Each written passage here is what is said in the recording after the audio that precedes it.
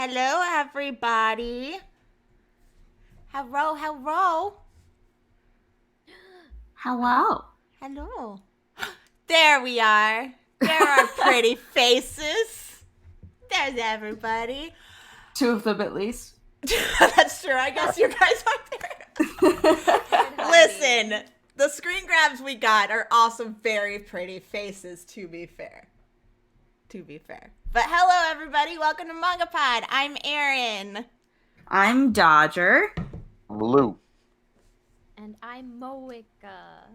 And we are MangaPod Book Club. We're a weekly podcast in which we read part or all of a manga, and then we discuss it with friendship, love, and lots of spoilers. This week we are talking Spirit Circle, chapters 1 through 45.5. That is what we're doing. Moika's a little quiet. Turn her up. Make her...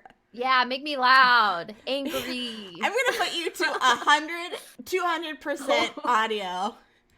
Here we go. Is this better? Spooky. Hello. Testing. 1, 2, 3. Heck yeah. Yeah. Okay. Perfect. Oh, wait. Okay. Arnar went loud, and I was like, no, that's wrong. No, I think he's like mentioning when I said I would make me loud. Oh. Because I have an emote where her hands are like up and yeah. It's a little emote. A little angry. If you guys have never joined us for a manga pod before, what we like to do is give you a short spoiler-free description of the manga that we read, aka a summary. Then we'll give you our spoiler-free recommendations, whether we think you should spend time going to read this manga or not. That way, if it sounds like something you are interested in, you can take your leave, go and read it, and then come back and watch the VOD later. We ask that nobody in chat post any spoilers until we get to spoiler section. And once we're in spoiler section, you don't gotta worry. You don't gotta worry about any spoilers because we read the entire series this time, all 45.5 chapters. So please don't post any spoilers though until we get to spoiler section. You'll know when it is. We'll lead you in. The splash screen will change. It'll be perfect. You'll be fine. So I'm gonna go ahead and read the description for Spirit Circle. Okay. Futa Ukeya can see ghosts. Besides that, in the bandage, he always keeps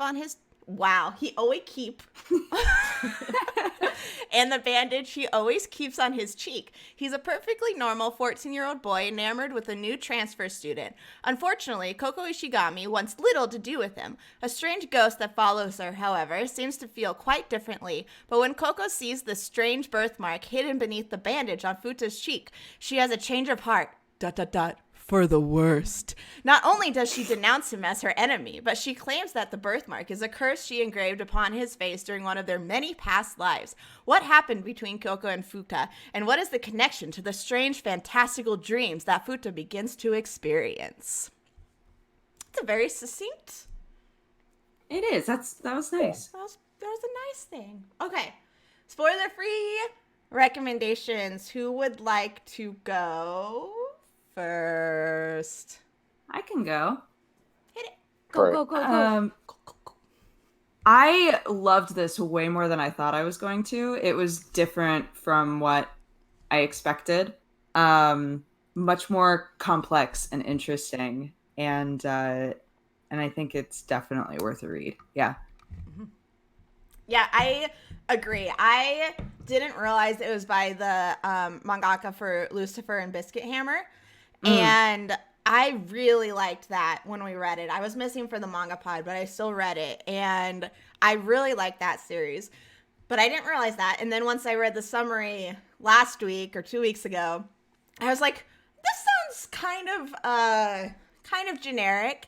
And it was anything but generic. It was incredible. I absolutely loved it way more than I thought it would. And I just have so many positive things to talk about with it. I highly recommend it. First one, or should I? I guess I'm gonna go since I'm already cutting you off. Lou. I'm sorry. We're good. We're good. Excited. This is my fault for not having a camera on. But no, I definitely recommend it. I had a lot of fun. I'm really like excited to read some of his other work now. So I definitely recommend it. right, so I'm gonna have to echo everything that's been said, with the exception of what Aaron's expectation, or was it? Yeah, it was Aaron's expectation going into this, where I knew it was a Mizukami manga, and having read all of Lucifer and the Biscuit Hammer, and having watched not all of Planet With, but a sizable portion of it, I knew that the writing was going to be on point for this, despite it seeming generic on the surface. And I'm glad that I was right about that. And it actually it's really worth the time it takes to read, because in addition to being short, it's just really well put together. So yeah, absolutely, go read. Take a day, read this manga. You'll be better off for it. Mm-hmm. Definitely. Cool. So we all recommend you go and check it out. And I'm seeing some people, I didn't want to touch that. People in chat are saying, isn't this an unusual time for MangaPod? Yes, it is. This is our first. No, it's always at this time. It's always been at 9:46 a.m. Central Time in the United States. Always. We yeah, we're testing out some new times to try and work around people's schedules. So right now we're going to be testing out 7:30 a.m. on Sunday mornings, 7:30 Pacific time. So that is going to be our test time for now. We're hoping that it works. So far, so good. The last 30 minutes has worked pristine. We're golden so far. Yeah. So let's go ahead and jump into spoiler section, unless you guys have anything else you would like to say before we jump in there. I don't think so. Read it. It's real good. And don't stick around if it sounds interesting, because the surprises are worth it. Yes, yeah. The surprises are very worth what's going on. And like I said, it sounds like something that wouldn't have a bunch of surprises. It's seriously, you don't want to be It do. All right, let's jump into spoiler section. Everybody, you get 5 countdown to leave if you don't want to be spoiled. Okay. What Dodge? 5, 4, 3, 2, 1. Fortuna is God. Fortuna is God. Fortuna wishes he was God. Fortuna wants to be God so badly. He's got the biggest God complex, I feel like, of any manga character. Yeah. Literally. All right, let's start with the question we usually begin with, which is, what were you expecting before reading this manga? What were you expecting going into it? We kind of touched on very vaguely that it wasn't what most of us were expecting. Yeah. So let's go into that a little bit more in depth. Dodger, do you want to go first? Sure. Yeah, number one, I thought that there was going to be much more like Ghost of the Week action. Mm-hmm. That like he was going to be consistently seeing ghosts, like different ghosts, and that was going to be a thing. And I didn't expect the past lives thing to be so interconnected. Yeah, it really surprised me in a lot of ways, like how well thought out it was. Mm-hmm. Yeah, I was expecting more Ghosts of the Week as well. And once it started getting into the time skipping and the past lives and things like that, I was really impressed with it. I was even telling David how impressed I was with it, because I feel like it's one of the best, well done past lives interconnecting into the future and jumping timelines and things. And I wasn't expecting it to be so well done and having it be so different from because a lot of times when you see, oh, this is the past life, the characters look exactly the same. The characters that are in the main character's life look exactly the same, so that you're always able to tell exactly who they are.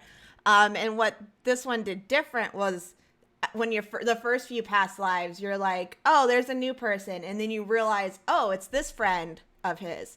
And the first few times you don't realize that.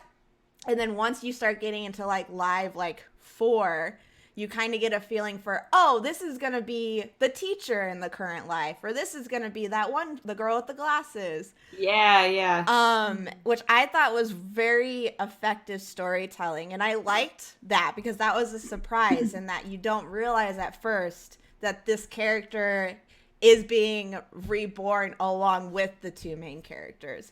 So I thought that was a really fascinating thing that I did not expect to have happen. What about you, Blue?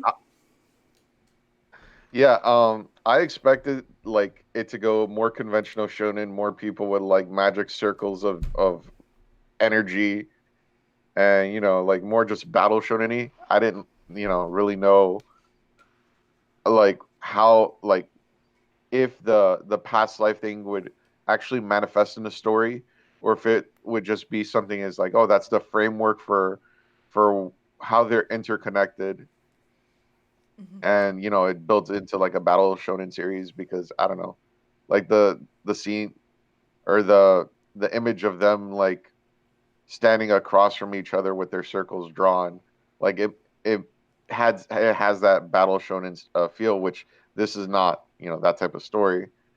And some like it completely took a different direction from what I was expecting going into it. I expected uh you know more like the complex writing that we got, um but I not to this degree. So like Lucifer and the Biscuit Hammer is one of my favorite manga. It has the battle shonen component, and it's it has some complex writing, but um this manga just does goes the complete opposite direction in terms of an approach, where it focuses more on like building out the story between all of the characters in non-sequential order. It's really like a collection of short stories that are bound within the framework of the present timeline, if that makes any sense. So yeah, it's a really, really different way to experience manga and storytelling in general. And I was very happy with it. What about you, Moeka? So I essentially everybody's touched on it, but I was expecting that it was gonna be like, oh, this guy can see spirits. Cool. Every week is gonna be a different one. Which I guess, I mean, technically we did get that, but I just didn't expect it to be his past selves. And it's just so well done. Yeah, let's talk about. So we kind of have. I was gonna say, let's talk about the main character. The main character has like 6 other versions of himself. But so let's talk about Futa a little bit, and then we can jump in. This is kind of an easier one to like go to characters because they're literally like lined up for us to talk about. That's true. So let's talk about Futa, and then we can go into Forne. I believe was the first guy, the first past life that we saw. Forne, how do you pronounce it? The sacrificial guy. Yeah. Oh, go ahead, Dodger. Oh, I was just gonna say I liked Okaya because he was just kind of a normal dude. I appreciated that at a certain point later on in the manga, it was mentioned like all of your past lives have been intellectual in some way. Yes. Like, don't you find that weird? Because he's just like, there's nothing particularly interesting about me. Like the way that he winds up changing every time he experiences one of these past lives, and everyone being like, you seem older or you seem more serious, like that sort of stuff. I liked how that compounded in his character. And I liked that at the end, even though he was like, I'm starting to forget, I liked that he still did seem so much older. Like he had been through so many lives at that point. Yeah. Yeah, having him be more of a just normal dude without any like hardcore standing out characteristics, it did make it easier to buy that he was being influenced by these past lives. And that was also something I liked about this manga, is that you were seeing him being impacted by those past ones, that he was taking on certain things.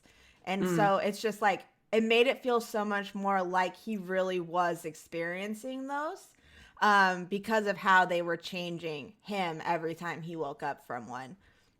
So I thought that made a really effective storytelling for how effective and how important, and just how important those past lives were. All right, Okaya, like, was really just, for me, like, he was all right for the majority of the story. Um, it wasn't until the very end where like we're getting to the climax where I really started to like him as a character. Essentially, whenever like as I went into the reading, whenever he came back on, I was like, all right, hurry up and just put yourself in a coma again so I could see who this next life is. It shouldn't be like that with the main character, Like I understand that his role to shine was coming later, and like I got that. But for me, the draw as I was going from life to life was the next life, not so much okay as a reaction to the life that he had just finished living. Right, especially when it became obvious that like our end goal was going to be Fortuna, right? Yeah, it was like, get me to Fortuna. What did this bastard do? Yeah. And I do think that all of that was on purpose as well. That like he was less like I was just saying, he was less interesting. And in the end, the thing that he kept saying to Fortuna is like, you probably would have been happier if you were more normal.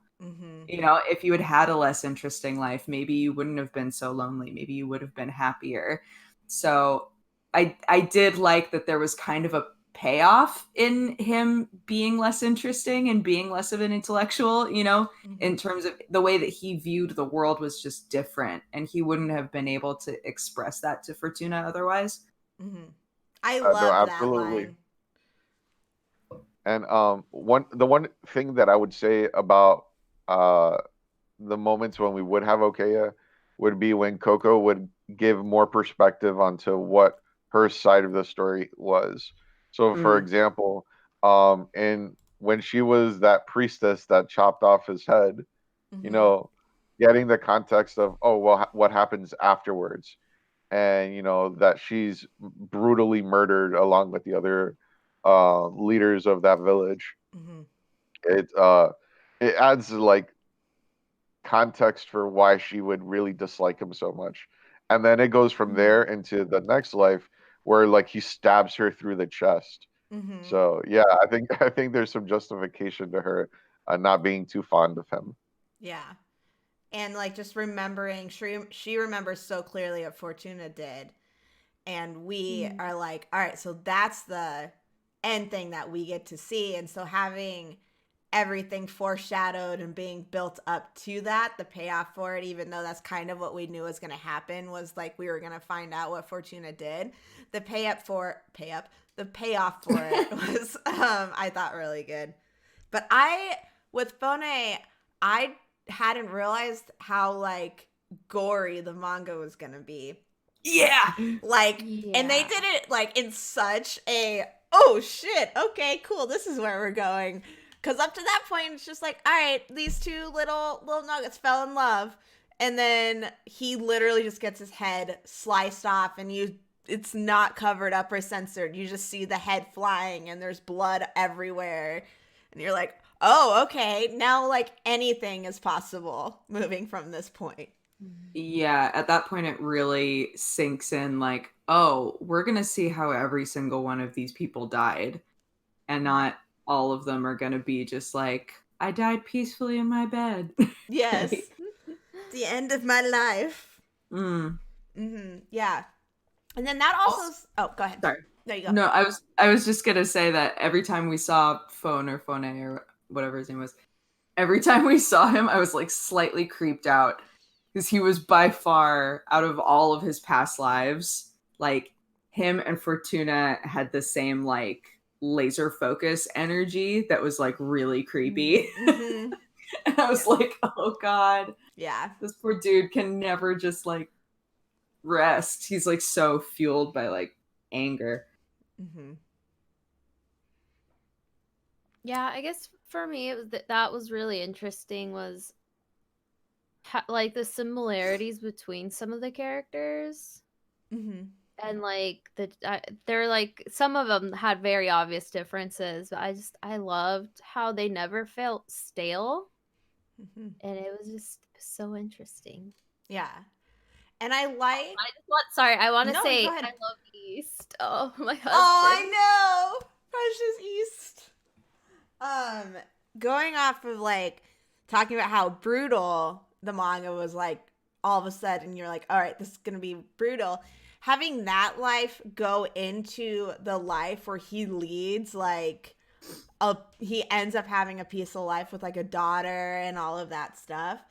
I also thought was really interesting having like making that decision, because the knight, what was his name? What was the I knight's can't name? remember.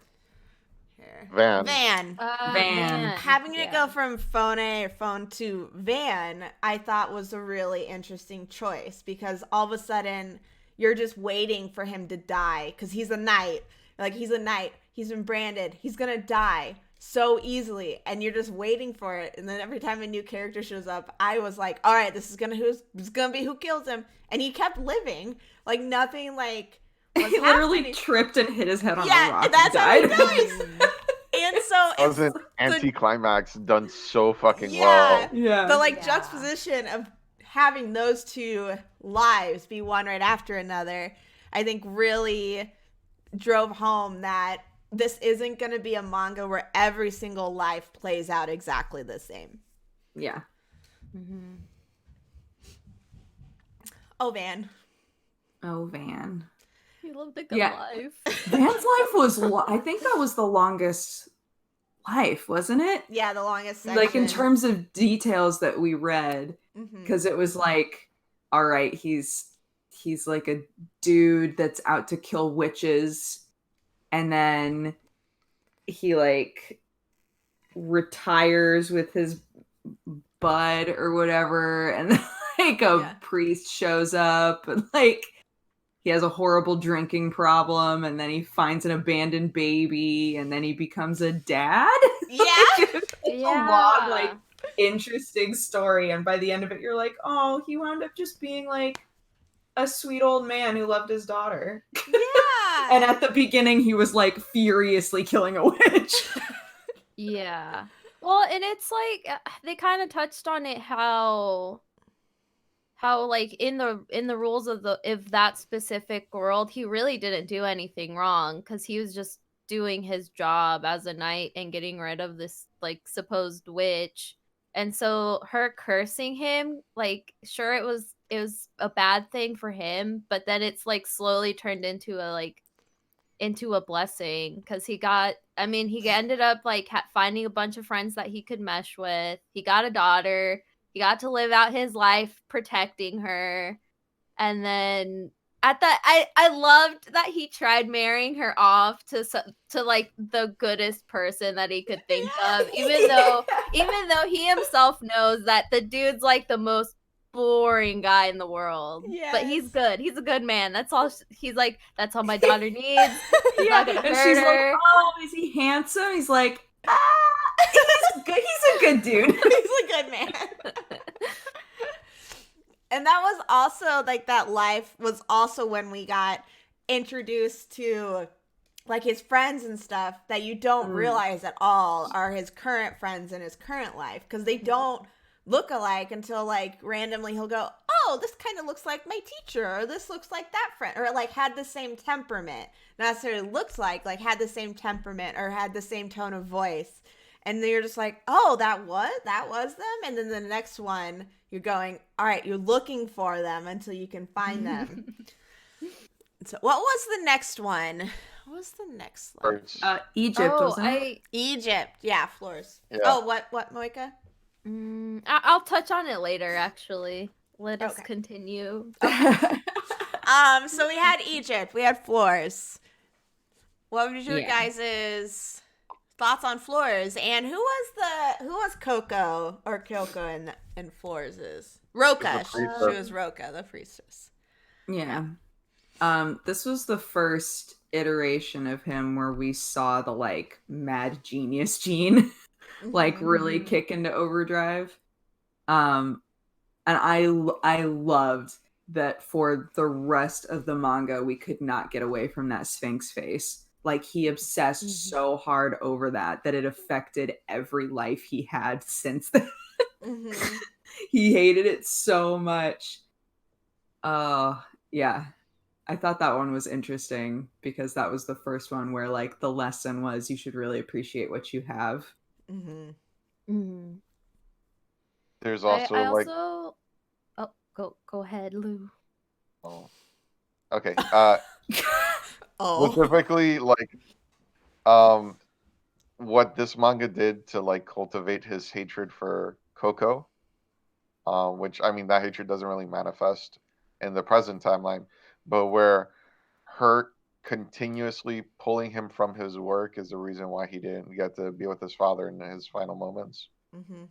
That was pretty impactful in a very different way from the other lives, because you know, like getting caught up in work is something that genuinely happens to a lot of people, and losing focus on family. So I think it's interesting, and it says a lot about Futa that he didn't carry that resentment with him when he returned to the present timeline. I had to say, Micah, you can go ahead and talk now. Oh, I was gonna say, I thought it was really interesting that, like, because he ends up going back and getting married, but it's that she's not the person that he loves. And I thought for sure it was gonna be Roka that he was in love with, but unless I read it wrong, like the surprise was that he fell in love with her like handling assistant. I don't remember her name, and that's how she that's how their bond in life gets created. Was that he like fell in love with her. Yeah. And so then that I thought was really interesting, because I for sure was like, oh, it's like this weird love-hate relationship. And then it was like, oh no, okay, cool. Yeah, he had an interest in the other girl. And that also was like we saw the past lives of two of the characters. It was like their first time having a love relationship that we saw. Like his one friend, it was his one friend and the girl with the glasses, right? I think is who they were. And then how that carried on to the next one where he was like, those two need to be together.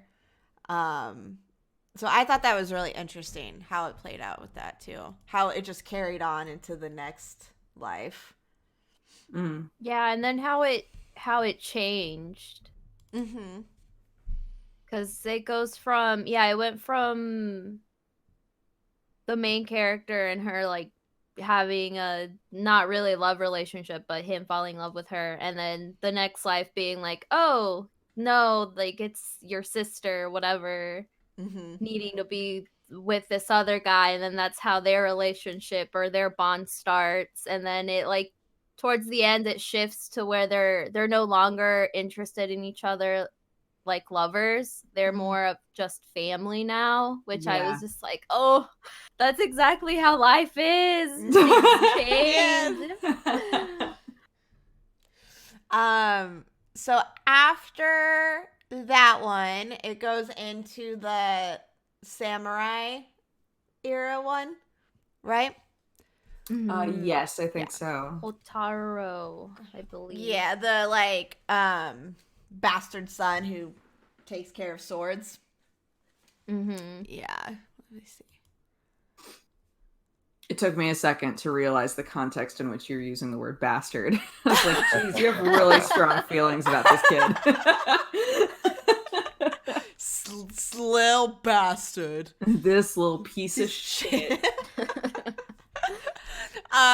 So we have that one, and then Iwana, I believe is what it looks like Coco's past self was.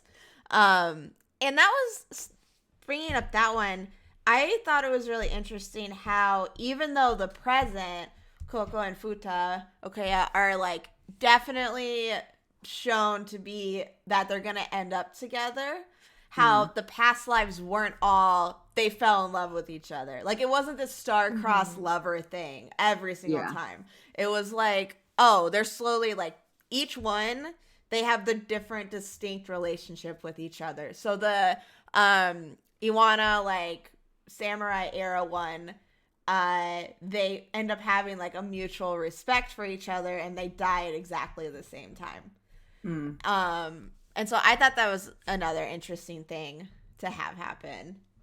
I did like that there was a consistent theme of either just him by himself or the two of them taking care of Ray. And it was so like I 100% thought that that Ray was that like when they kept talking about like, oh well, Ray isn't part of the stream anymore or Ray isn't involved in your life anymore, I was like, oh, that's because when he has a kid it's gonna be Ray and he's gonna be like, oh my god, it's Ray, right? And so I actually, like what Moeka was saying, I was actually really surprised and kind of delighted when his mom had kids and like his sister is Ray, and I was like, oh. Yeah, no, and that's what I wanted to touch on earlier when we were talking about Vaughn's life, was that it also like it foreshadowed that he had a brother, and up through the whole thing we hadn't seen like the real like the 7th iteration or whatever. We hadn't seen him in that life at all yet. Ash, and so like it was Ash's version everywhere. Yeah, and it was so I like it was like such a simple way of introducing him, and then you just kind of forgot about him completely. And then it was when the babies, it was like, oh, they're twins, that I was like, oh my god. Because I kept being like, wait, who is this guy? Like I'm just having a memory fart here. Like I don't remember who this guy is, but that's probably just me. And when he was born, I was like, oh my god, that's why. He wasn't there yet. Yeah. That was crazy. That, like his mom, that was a little twist with her pregnancy becoming so important in the last like 5 chapters that it made sense. But from the start, you're like, oh, she's pregnant. Okay, she's going to have a baby. Like he'll end up having a brother or a sister. It's nothing that you think is that important to the story. And then Fortuna's like, oh, I know what's gonna happen, your mom's gonna die and the baby's gonna be stillborn. And you're like, what the fuck? So fuck. What the hell? Bro. Where did this come from? Like all this fucked up stuff has happened and then you get thrown at this because then you see Okeo's like response to that, and it's so heartbreaking, and you're just sitting there like, what importance did that have? And it was like it had one of the biggest important parts in the story because of what happens because of it, and that it changes what Fortuna saw and how it changes him, and his drive to become god of the universe suddenly lessens enough for and all the past lives to like bring him back. I thought it was so good the way that was done, because they had already developed, like they had already discussed a few times, there are so many things that have happened in all of these lives that have created this bond, whether through the spirit circles or just like in general, like these characters just have a bond that hasn't been satisfied yet, right? And so they will always see each other over and over and over again, and then to have that fulfilled at the end with Fortuna taking over his body, and then it being the reason wasn't just, oh, it was just because you showed up and so now we're in a parallel universe, like you changed the time stream or whatever. It like spoke back to that of, no, it's because these bonds are so strong that you showing up has created a need for those souls to be in the world. And I was like, oh my God. It was really good. I thought that it was really nice the way that all of that was like developed. And like there's so many times where a story has like an anticlimactic ending. We're like, okay, that wasn't how I was expecting it to end. I got way more out of the story and not the ending. But I felt like every single piece of this story accumulated to make such an impactful, awesome ending. Like I loved how it ended. It tied everything together.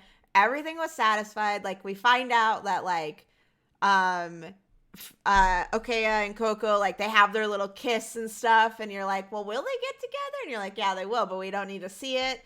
And I just really liked, how the ending happened. Yeah. The Before only we go thing to the ending, I think like also we should probably talk about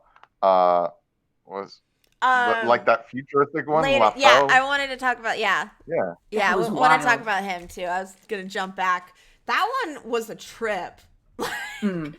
It was just like, okay, when did this happen in the timeline? And it's one of those things you're realizing the timeline isn't happening it's not happening this year and then this era and then this decade. It's happening like sporadically. Like there's a stream and it's just, you're just being put in to the stream in different parts of it. So that was a crazy world that they built there. Yeah. I think one thing that was an interesting callback to the samurai life was the prosthetics that they had were the same limbs that they had lost in the previous life. Yeah. Oh, I didn't even think of that. I thought that was really cool. Yeah, it was like really cool that they were they were mirrors of each other. It was really fucked up though that like her parts were because her dad experimented on her. I was like, no, come on. Just let her be happy in one world, Jesus. Just one. She did get one. That one where she was a guy. That's true. Yeah. We don't know how my God. The most like boring life. Did we? I don't think. She didn't. No, she. I don't think they. No, she just. They got it. She had her mind wiped. That's it. By the aliens. Which, by the way, speaking to like tying things together, I was like, what the fuck is this like for? And it was even handled as like a dismissive life when there's like, all right, that was simple, nothing happened, and then fucking Lady Otia jumps in with the net, and that's how they stop Fortuna for a minute. I'm like, what? It was so good. And I loved that, like, at the end they went through all of the things that weren't really wrapped up in a bow. Like, we don't know the answers to all of these things, but I love the speculation that those aliens are yet another one of their lives. Yes. That, like, they as aliens gave themselves the net. So weird. It's so weird. So good. I also like something I also liked about the whole telling different timelines is that the manga itself is like, this is really complicated and things don't make sense with it. Because it's just like, it gives it such a vague world, like vague thing that they don't have to stick certain to where people are like, oh, that's a plot hole and that's a plot hole and that's a plot hole. Right. It's literally just like, this is what it is. It's hard to explain and we're just going to do what we want to do. It's going to happen how it happens. What was, I'm trying to remember. So the future timeline, that's Lafayette, right? La Fall or whatever. La Fall. What was the name? Man, Lafalle. Lafaffle. But that was one too where they were having the guy from the inside was working on stopping them from destroying the world, and it ends up that like it fails.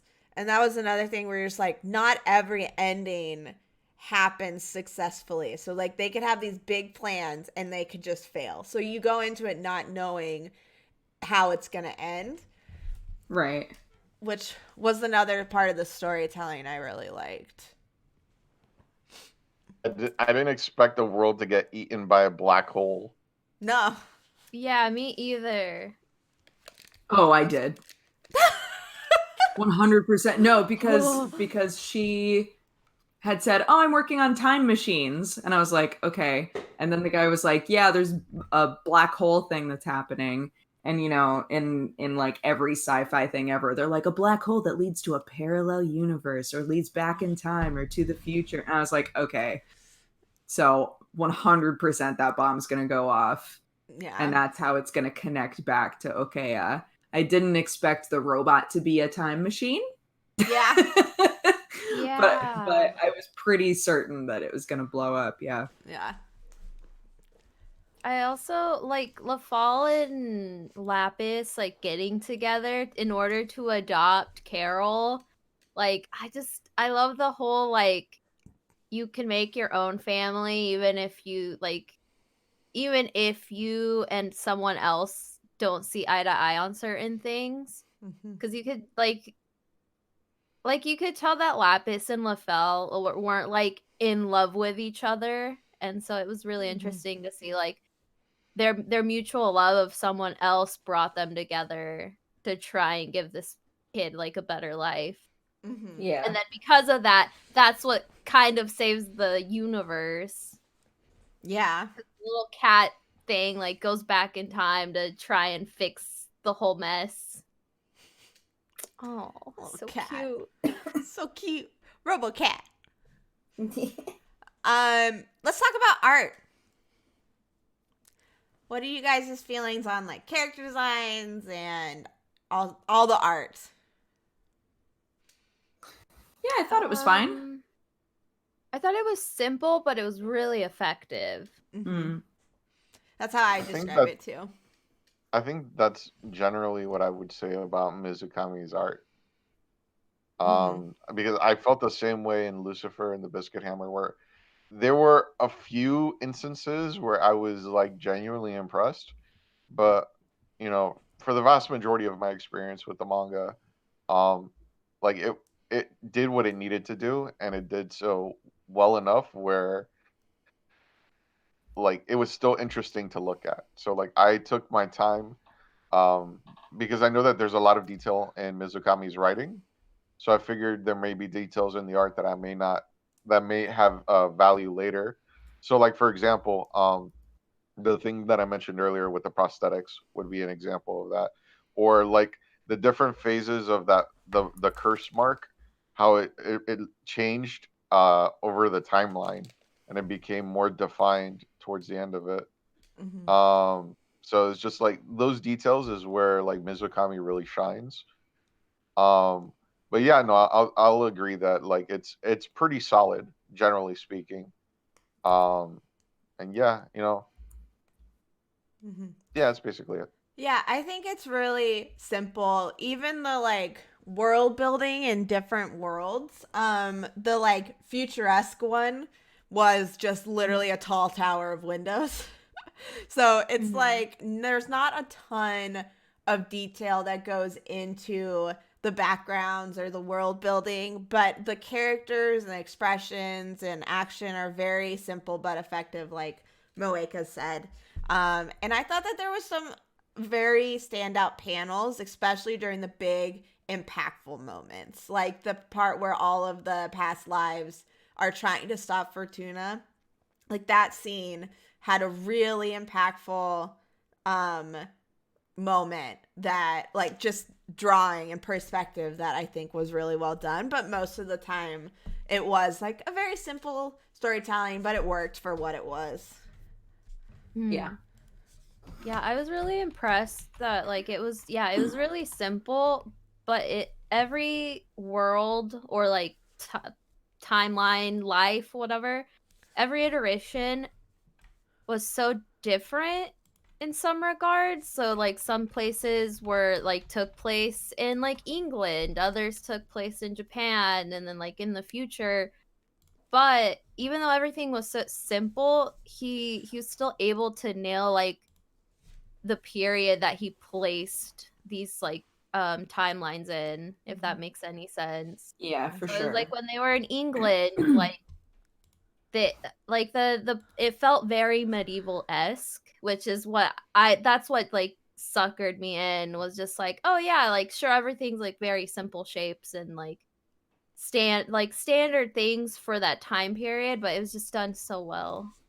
So props to him. Yeah, Yeah. I agree. It was consistent and clean, and I can't fault that. Yeah. Yeah. Agreed. Is there anything else you guys want to touch on? Do we need to talk about any of Coco's past lives anymore in depth?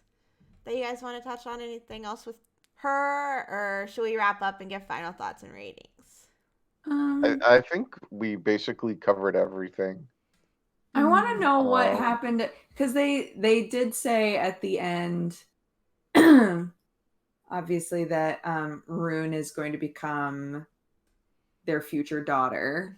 And East, Right. I think East decided he wanted to be their future son too, right?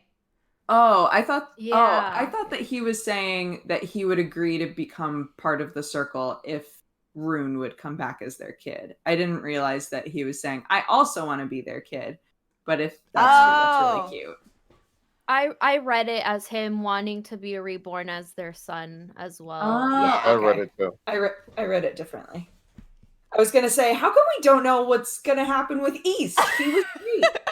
He deserves a fair shake in this new world. Where'd he go? Where'd he go? Somebody in chat said the confession scene. We didn't talk about the confession scene. Oh, just when he was like, I love you, and then Nono was like, oh. Yeah. I like that she's like, I'll leave you to No, or maybe I won't. And it's like, wait, what? And Nono's like, why are you like this? Yeah, I was kind of cheating for Nono. I was like, girl, you get your man. Yeah. Fuck Coco. She's good. She got what she wanted. Now you get what you want. You get what you want. Grew on me so much. I know. I really the like guardian guy that was trying to stop Mr. Wants to be God. Oh yeah, what was his name again? Sartorius. Yeah, Sartorius, I think. It was. I really liked his design. I will say that. Yeah. And he ended up being the guardian of the earth, right? I think so. Yeah. Something like that. Because we zoomed out to a bunch of different like deities, basically, didn't we? Mm-hmm. Yeah. I like that they were the ghost that was showing up in the future. Yeah, me too. Yeah. I thought that was interesting. That's how they were introduced there. He was introduced. Cool. Should we wrap up and give final thoughts and ratings? Sure. I think so. Cool. Trying to think of my numeral. I can go first. I have a number in mind. Okay. All right, so I've mentioned Lucifer and the Biscuit Hammer a couple times in this manga pod, and it's relevant because it's the other big Mizukami work.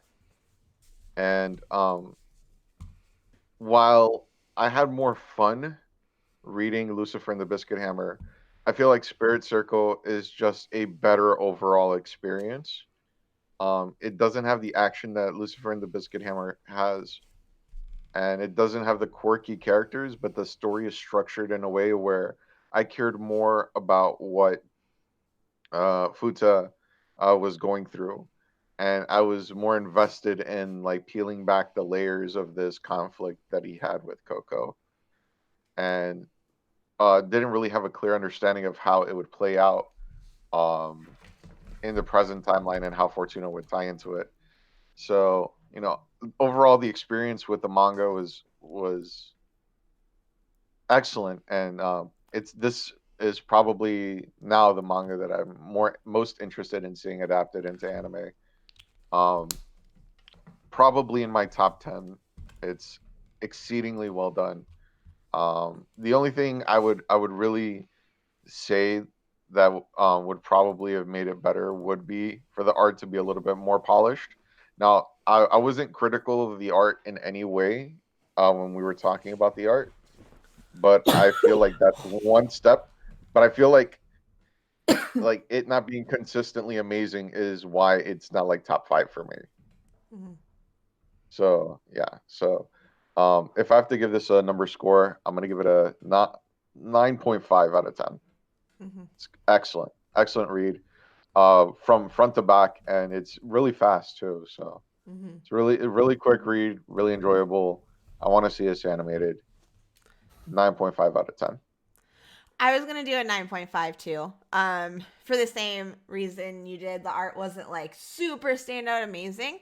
But it was effective, and I loved this manga. I thought it was so well done, so thought out. It didn't feel like it lagged anywhere.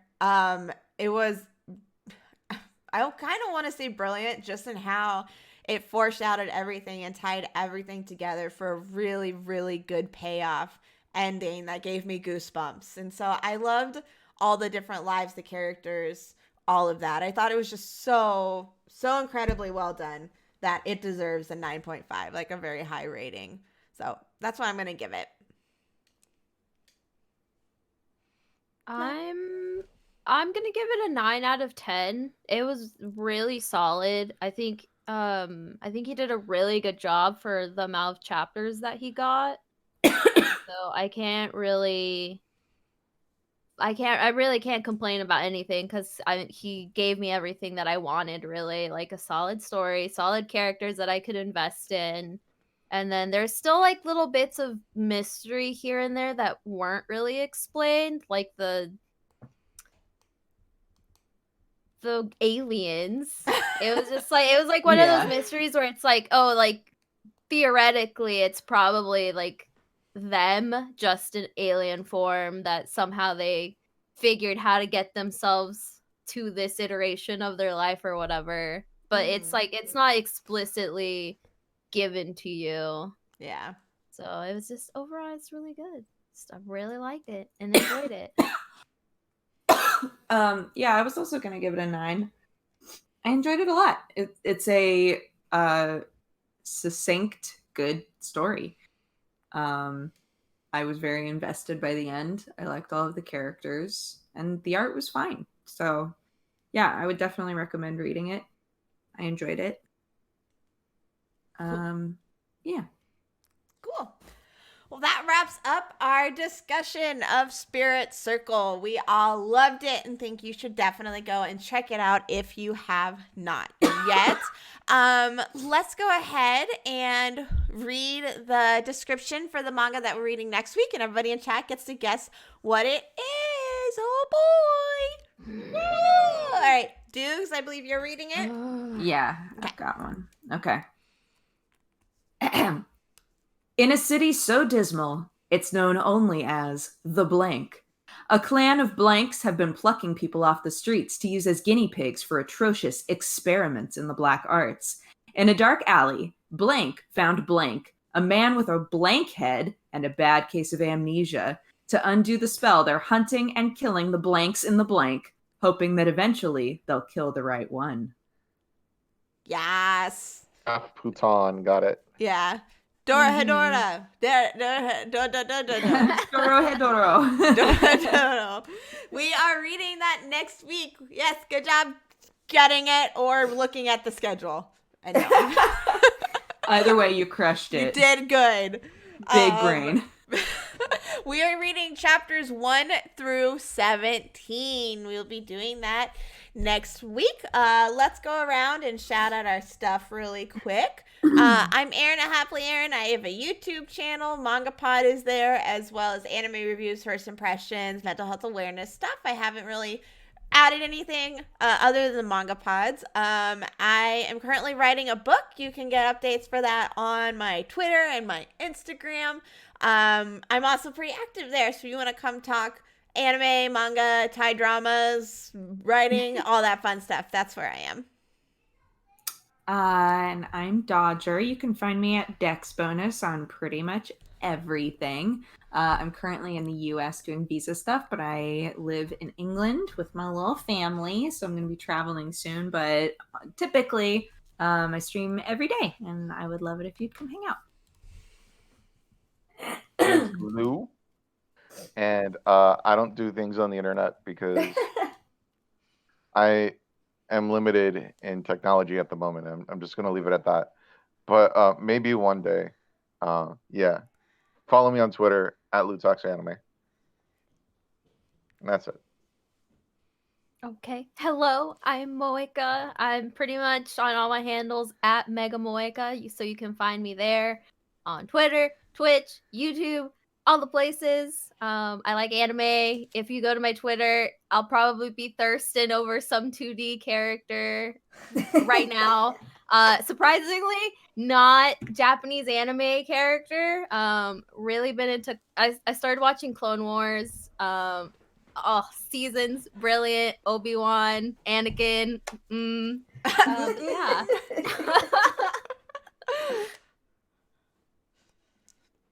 Oh, is that it? That's Yeah, it. that's it. If I Anakin, don't sell them with that, I don't Anyway, know. follow me. I don't know what else. Good. I love it. I love it. If you guys would like more MangaPod, we have a few social medias. We have a Reddit, reddit.com/r/MangaPod. You can find the schedule and a recommendation thread there. If there's a manga you would like us to cover or do more of, you can go ahead and post it there. And then if you see one you like, go ahead and upvote it. You can also find us on Twitter, twitter.com/MangaPod. And we also have an Instagram now, which is instagram.com/MangaPod Book Club. Yeah. You can probably hear my child coming down the stairs right now. Mom! And then we also have a website. Moeka, what's the link? What's the URL for that? It is. I will get it for you. mangapod.carrd.co. Perfect.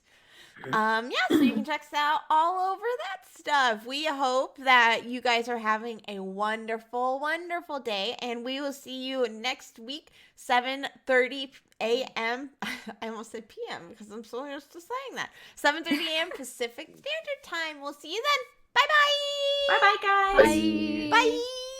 Bye. Bye. Bye. Bye. Bye. Oh.